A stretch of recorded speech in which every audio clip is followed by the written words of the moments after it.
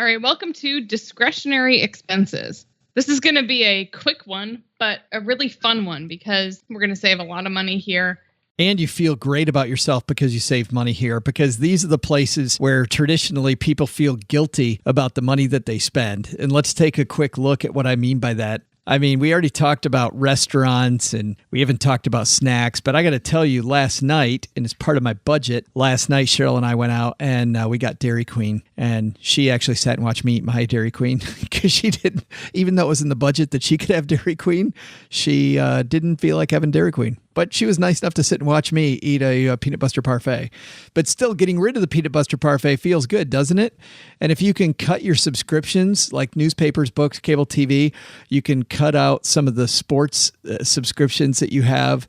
If you decide to forego the live theater with a puppet show at home, maybe in those places you feel like you save a bunch of money. Or if you score some great deals on travel. The key here, I think, Kathleen, is to evaluate your usage, not your desire. In other words, what am I really going to do? And I'll give you a big example here. Under newspapers and books is a company called Audible. I like Audible. I've used Audible in the past, but Audible is a subscription service based specifically on your desire. You think you're going to listen to a book a month. So getting a book a month for free, ostensibly, or for, whatever the Audible fee is, seems to make sense. But when I had Audible, I realized that I listened to 3 books in 12 months and I paid a ton of money for that because it's aspirational. I think I'm going to do it. The gym is the same way, right? The gym is the same way. I was just going to say that. Like, I spent a lot of money on a gym that was going to get me into really great shape. And it didn't, because you have to go. You have to go. So now I spend less money on a yoga membership than I ever did at the gym, and I go 5-6 days a week. So decide exactly which of these you're actually going to do. But let's go ahead and let's save you a few more dollars. There's a new program when we flip down here to movies called Movie Pass. And Movie Pass just went down to $10 a month. And if you're somebody like me that goes to the movie every single week, the Movie Pass, Kathleen, is a big way to save money. Now, how often do you and Brent go see movies? About once, maybe twice a year. And so Movie Pass is not for you. No, we still have gift certificates from before our daughter was born that we haven't used yet. If you want to give me some of those gift certificates, I'd love you forever. The entertaining piece. This is interesting.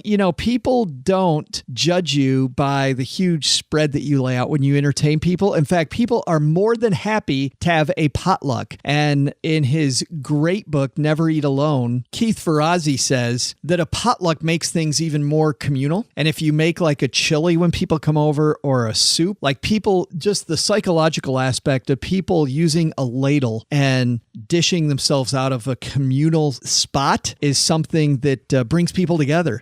It's funny when I first, I'm a Dutch boy, but when I got introduced to Italian food, of course, I wanted to cut that bread, right? But every good Italian knows you don't cut the bread. You take your hand and you rip off a piece of bread. And it's that communal aspect of food that makes it better. So don't worry if you're trying to save a few bucks by having a potluck versus entertaining and you're providing a big spread yourself. What's funny is the opposite is typically true. I used to give these great dinners and I wouldn't spend very much on the meal, and then I would end up with wine for a month. Well, perfect. You made money. Awesome. You could add Kathleen's Wine of the Month Club and sold other people on their wine. Yeah. One potluck and 4 people sign up for the other.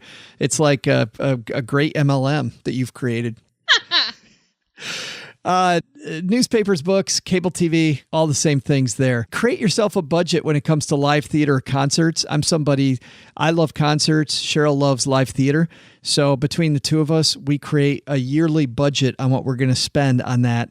And when we get enough money in the budget that's already saved up aside, that's when we go and we do the live theater and concerts. And that's actually what's funny is discretionary expenses is one place where I think it's really fun to spend on discretionary. It's just when you start doing it mindlessly is when you get into trouble.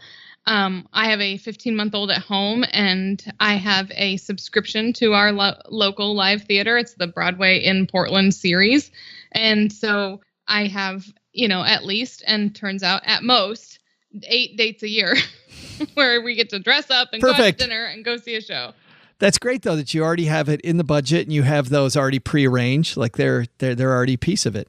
I'll tell you what destroys budgets, and it's these things. These one-time expenses people always forget. Like the kids have to go to a Halloween party. Wait till you get to that age, Kathleen. Or it's the start of the year, or a birthday present for a relative, or your kid gets invited to a birthday party. These are the budget buster things that you have to make sure are in your budget. So how much do you spend around the holidays? Create a budget for that. How much do you spend on birthday parties? How much do you spend on back to school activities? Whatever those things are that are one-time events, I don't see people mess up gasoline at the gas pump or the grocery store. That's not where they mess up. They mess up because they run their budget tight and they forget about these one-timers. So to counteract against that, you need to have a fund that's your one-timer fund. So have some extra money in your checking account. And the way that we do that is my bank has a spendable balance versus the regular balance that I really have. So it's a buffer that you have. And I have these one-timers built into my spendable balance. So in other words, I have $1,000 I want to keep in my checking all the time. And that $1,000 is what I use to spend on all these one-time activities. Because there's no way, if a one-time expense is $1,000, then I'm into my emergency fund, right? So this will be that's one heck of a birthday present for a kid. It's fantastic. Happy birthday! Great Halloween costume. By it's the way. The best ever. Super realistic. # awesome. Right. So I leave that balance there, and that's how I get around those, and that's how you may want to do it too. So here's I use cash. I like to take out cash for that kind of thing. It also helps because a lot of my one-time expenses are gift related, and my husband keeps track of what we spend on the credit card. So it's nice for me to be able to, okay, well, I just spent that. I spent $40 at the grocery store. He doesn't know that I only bought like a coffee at the grocery store and kept the cash for my little slush fund. Oh, I see what happened.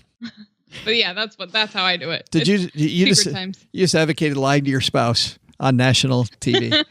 Right. That's good. All right. So how much money did you save? And by lying to your spouse. And where did it go? Did it go into Kathleen's pocket?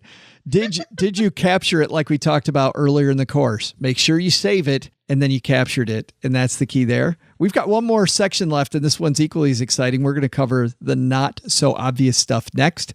Hang on for that. Go stretch out and let's get ready to go on the next module.